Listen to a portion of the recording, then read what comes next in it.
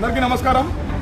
అయితే ఈరోజు 21 ఫిబ్రవరి పొద్దున 5 గంటల నుంచి మా ఇంటి దగ్గరికి పోలీస్ శాఖ అన్న వాళ్ళు వచ్చి వెయిట్ చేస్తున్నారు నన్ను తీసుకోవడానికి. దానికి రీజన్ ఏంటంటే ఢిల్లీలో ఏఐ సమ్మిట్ అనేది ఒకటి జరుగుతుంది. అక్కడ వివిధ దేశాల నుంచి వివిధ డెలిగేట్స్ ఫారెన్ డెలిగేట్స్ వచ్చి వాళ్ళ ఏఐ ప్రదర్శన ఆర్టిఫిషియల్ ఇంటెలిజెన్స్ గురించి వాళ్ళు చూపిస్తూ ఉన్నారు.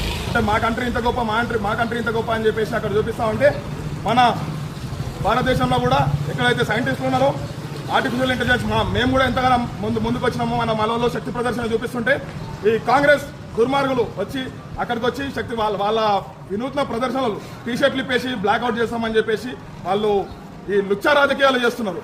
దానికి గాను మేము సార్ ఒక్క నిమిషం సార్, మేమేం చేస్తలేం సార్, మేము దొంగతనం చేస్తలేం. అయితే మేమేం చేస్తున్నామంటే మా బీజేవైఎం నుంచి మాకు పిలుపులు వచ్చింది సార్ అట్లా చేయదు. మా బీజేవైఎం నుంచి పిలుపులు వచ్చింది. ఈ రోజు గాంధీ భవన్ ముట్టడి అని చెప్పేసి మాకు పిలుపులు వచ్చింది. మేము వెళ్తా ఉంటే అక్రమంగా మా ఇంటి దగ్గరకు వచ్చి పొద్దున్న నుంచి ఇక్కడ కూర్చొని మేము మాకు పనులు చేసుకోనియకుండా, మీకు ధర్నాకి వెళ్లకుండా, వేరే పనులు కూడా చేసుకోకుండా ఇక్కడ వచ్చి మమ్మల్ని ఇబ్బంది పెట్టడం జరుగుతుంది.